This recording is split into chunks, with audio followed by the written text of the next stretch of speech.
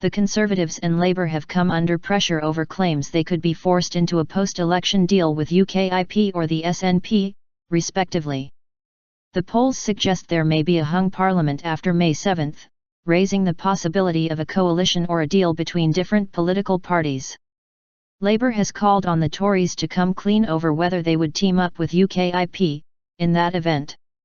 And the Tories have warned a Labour-SNP deal would destabilise the country. Former Lib Dem leader Lord Ashdown said Thursday's inconclusive seven-way leaders debate suggested another coalition was inevitable.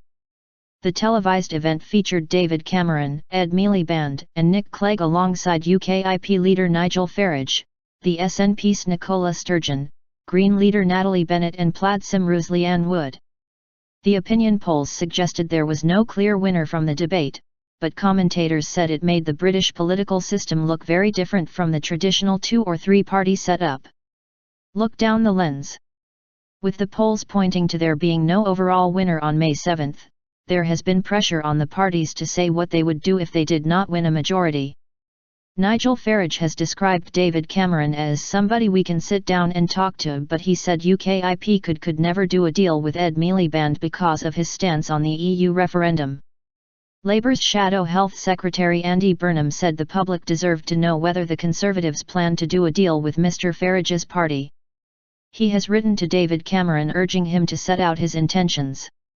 It comes after both Mr Cameron and his Conservative Chancellor, George Osborne, refused to rule out a deal during separate media appearances. In a post-debate clash with Labour frontbencher Douglas Alexander on BBC Two's Newsnight, Mr Osborne was challenged to look down the lens and dismiss the prospect. Mr Osborne said the Conservatives were aiming for a majority on May 7, a response echoed by Mr Cameron in a Sky News interview the following morning. Meanwhile, Tory Chief Whip Michael Gove was pressed on the issue during BBC Question Time, and said "Neen Danky, no thanks, to any deal with UKIP. Lethal cocktail. For 24 hours, a stream of cabinet ministers have failed to rule out UKIP and the Tories doing a deal," wrote Mr Burnham in his letter to the PM.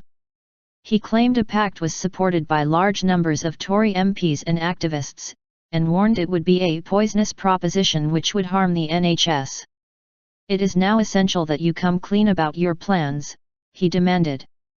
Last month, Labour leader Ed Miliband ruled out the prospect of a formal coalition deal with the SNP if the party were to fall short of a majority on May 7. But the Conservatives say Labour has not rejected the idea of a more informal arrangement with the Scottish nationalists, such as support on a vote-by-vote basis, an idea Mr Cameron has described as despicable. Mr Gove told Sky News it was clear the SNP would pull Mr Miliband well to the left if he was forced to rely on their votes in the House of Commons. "No-brainer. I think that people appreciate that there would be an inherent instability in that arrangement," said.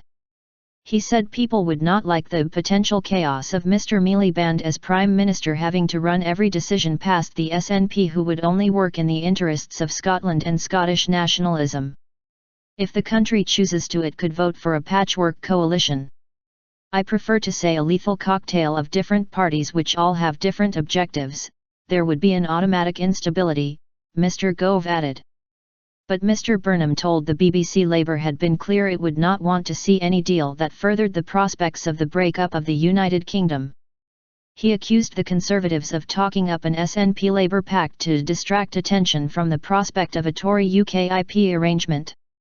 Liberal Democrat campaign chief Lord Ashdown said only the Lib Dems could provide stable coalition partners in a hung parliament.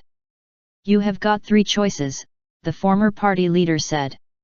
"You have got the SNP working with Labour determined to break up the country, you have got the mad, right-wing, far fringes of extremism of Mr Farage, or you have got a Nick Clegg. If you accept the case there is going to be a coalition and no one is going to govern by themselves, the choice between these three seems to me a no-brainer."